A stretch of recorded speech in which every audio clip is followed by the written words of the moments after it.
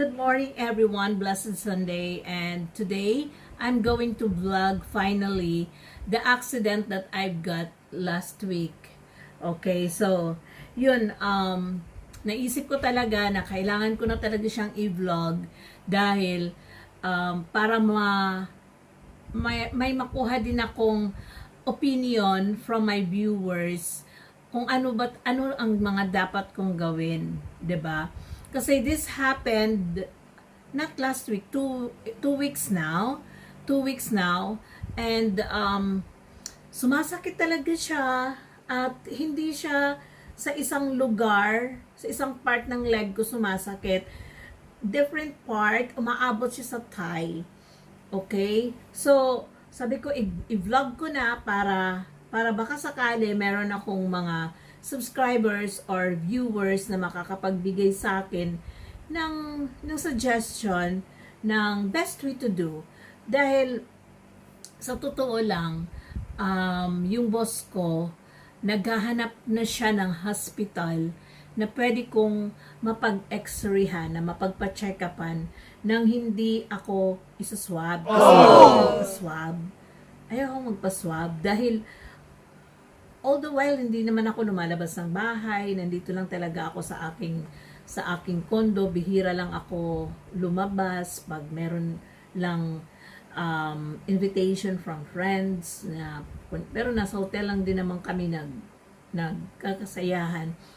Pero all the while nandito lang ako talaga sa bahay, I hardly go out. Tapos kung iswab ako baka mag-positive ako, 'di ba yung mga ganyang thinking na parang takot talaga ako. Dahil paano kung mag-positive?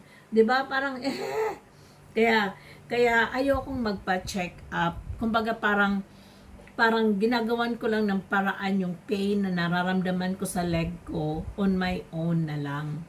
'Di ba? Pero hindi ako umiinom ng mga painkillers. Hindi ako mahilig sa gano'n. Nag-aano lang ako, yung pahid-pahid lang talaga. So, ayan, ikwento ko sa inyo. That day, nag-TikTok pa ako. Okay, pumunta kami ng mga friends ko. Nag-check-in yung friend ko sa Ascot Hotel. Tapos, in-invite nila ako na pumunta doon. So, nung pumunta ako doon, nagkayayaan kami kaming apat na magkaibigan. Nagkayayaan kami pumunta sa swimming pool. Dahil yung dalawa, meron silang online class. Ngayon, tapos kami naman ni Aji, nandun kami sa isang cottage. Kasi yung dalawa, isa silang cottage kasi meron silang online class. So kami naman, ako naman, nag-TikTok kasi to kill the boredom, diba? Nag-TikTok ako, maganda pa yung ano kasi hindi ako marunong sumayaw. So nag-TikTok ako, Tapos, after that, nakaupo lang kami. And then, itong dalawa na matapos silang magklase, nag-swimming. Nag-swimming sila.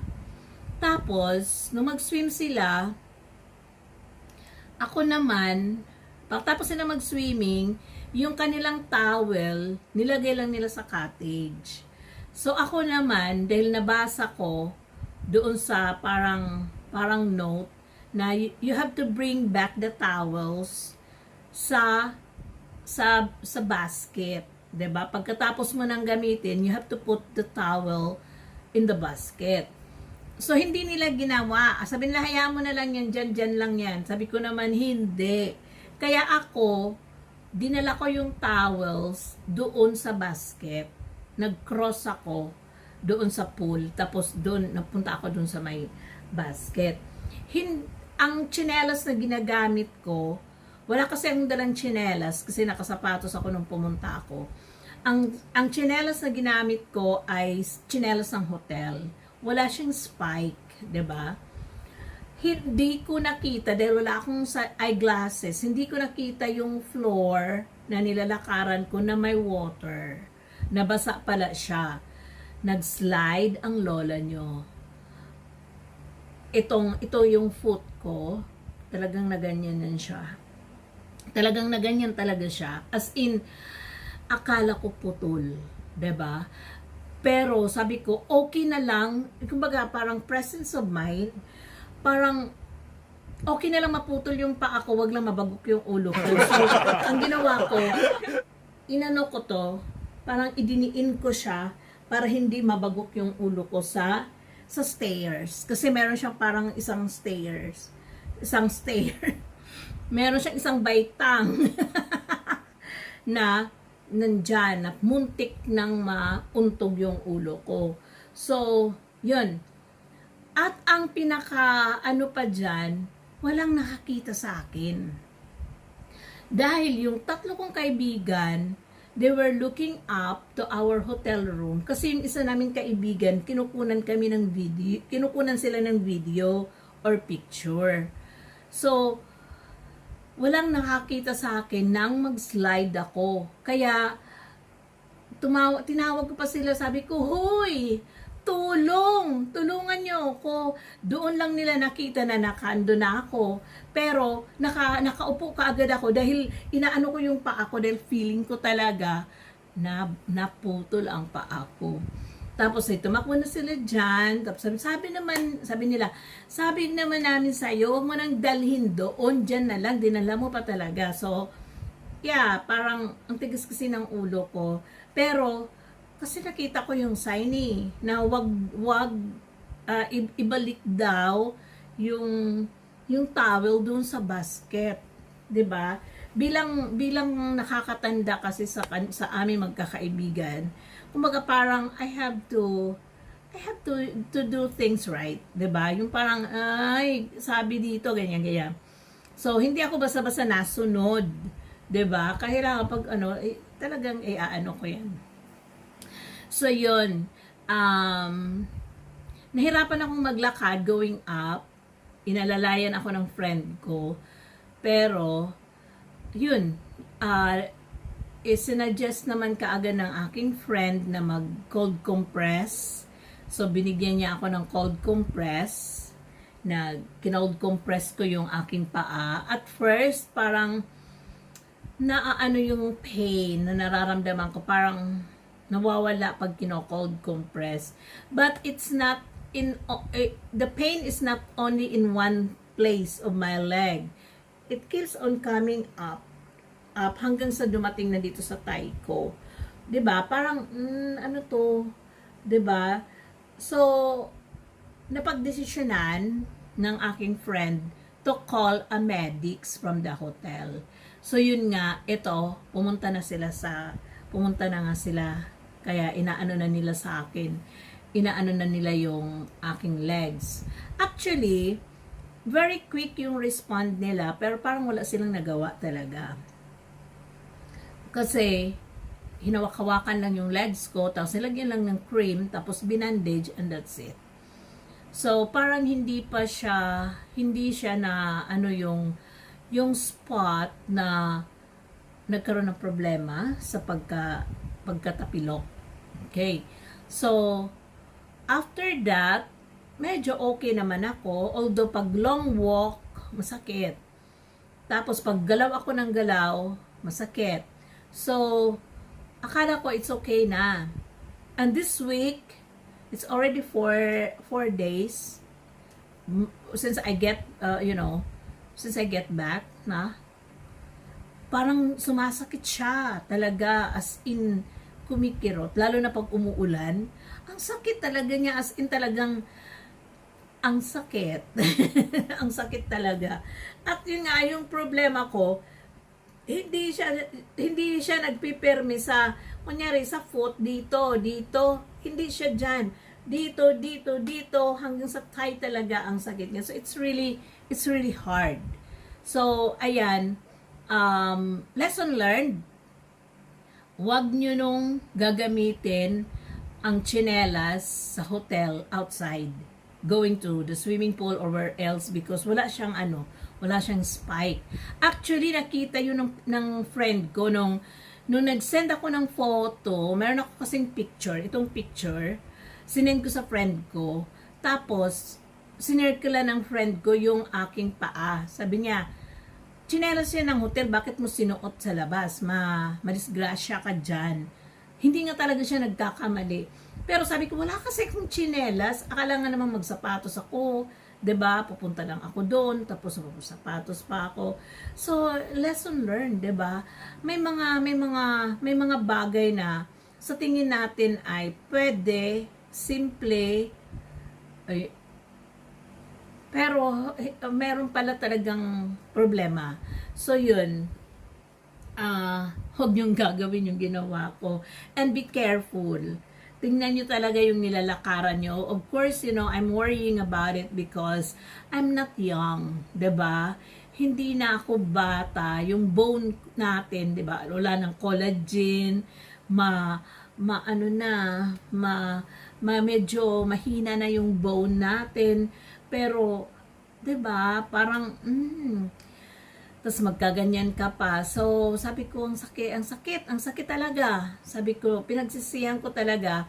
So, if this pain will take until, will stay until Wednesday. So, I'm going to decide to go to the hospital even if I'm going to undergo swab.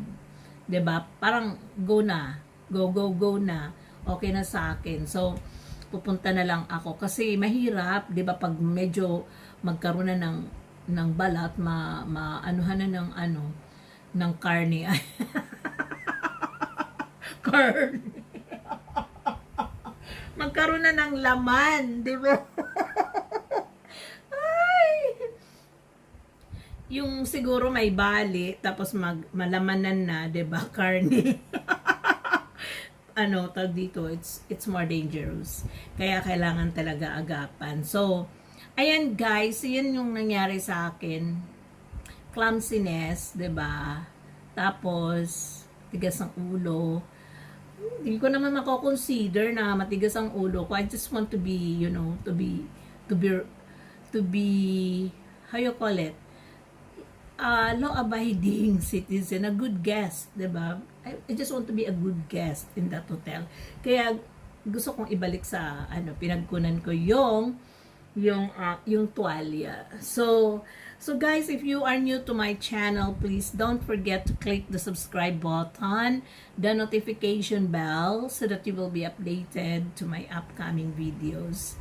'Di ba? So yun, eto, panoorin niyo yung video nung inaan ako ng medics. Okay, so maraming salamat and have a wonderful day. Bye!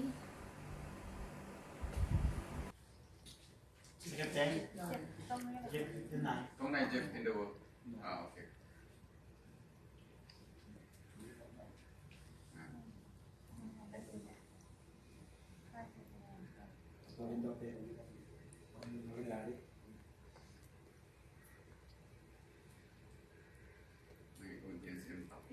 Oh!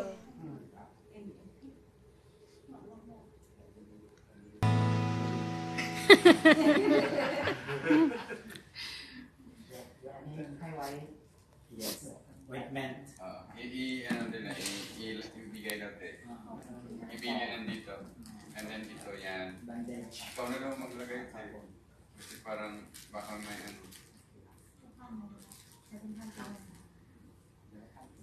Thank you very much.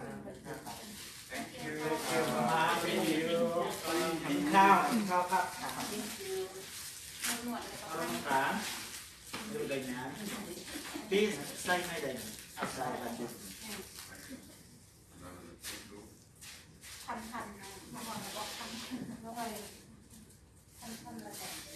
โอ้ตรงนั้นเนี่ยคือกระเบื้องเปียก Piyakอยู่ที่สระน้ำ เดิน เดินพาย Ano mo, i-model mo.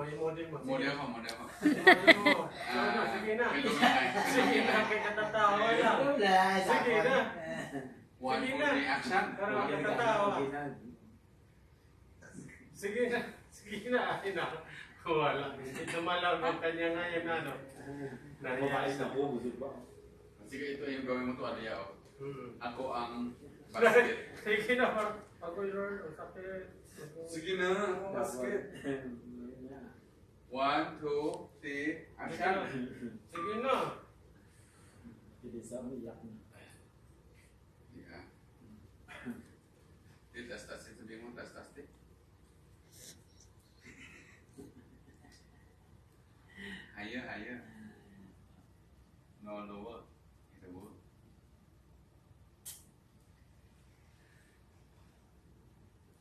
Yung ano ito, nakausap ko yung lalaki. Yan, general manager sa ASCO. Doon pa lang kanina, tawag na tayo ng first aid mo. Hindi mo ako pare ko eh. Ako ito yung muna i-fix sa zipper mo. Pwede mo ito ha.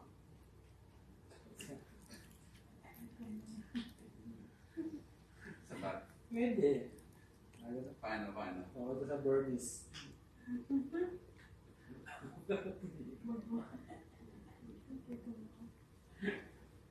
No help. Help me wala. Hindi ka pa consider, no? No. Elisa, Sige na. Pero yun, hindi mo siya. ang help me. Hindi ka Huwag na natin siguro. Sige na. Yeah, ako. Pagkontra. Thank you, Waleman. See you again. Pagka... See you again tomorrow. No.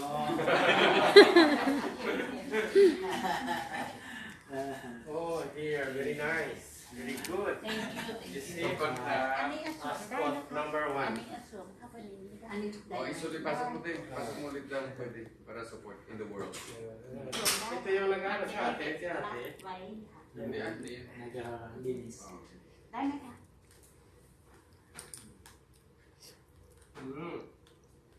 Diba? Pag-sabi ko na, sabi ko. Ganun sa akin. Ibig sabihin, proud din sila. Kasi muntik mo na sabihin number 2. Muntik mo na sabihin number 2.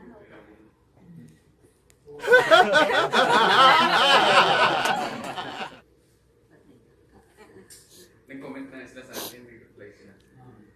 Nagre-review kasi ako. Every ano. Stay. Every stay. Thank you for your 5-star.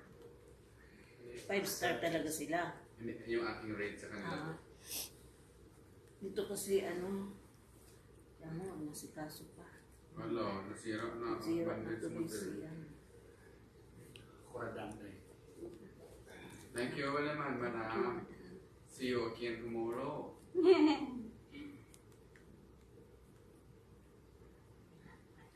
Thank you so much. คนครับ ขอบคุณครับ กินยาแก้ปวดดีไหมคะ You want to drink ไหม antibiotic you like ยาแก้ปวดอะค่ะ you want medicine for failure liver no ไม่เป็นไรครับครับผม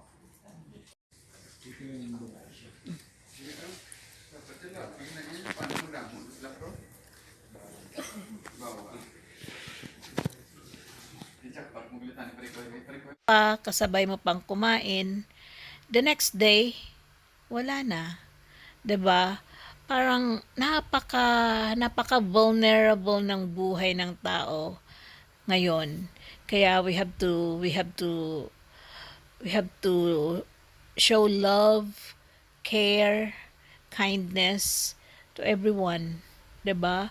Parang dito sa mundo ngayon, itong new normal, parang yung hate, hindi na siya welcome sa mga buhay-buhay natin.